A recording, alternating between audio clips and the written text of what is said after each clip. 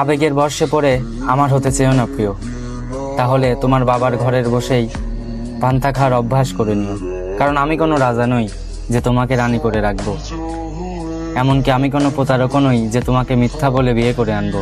সত্য বলতে আমার দুচালা টিনের ঘর, যেখানে তোমার ঠিকঠাক মতো বসার জায়গাও থাকবে না, সেইখানেই তুমি ঘরের রানী হয়ে থাকবে।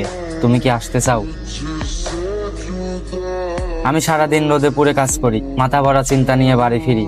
কখনো চালের অভাব, কখনো ডাল থাকে না, মাঝে মাঝে না খেয়েও কাজে যাই।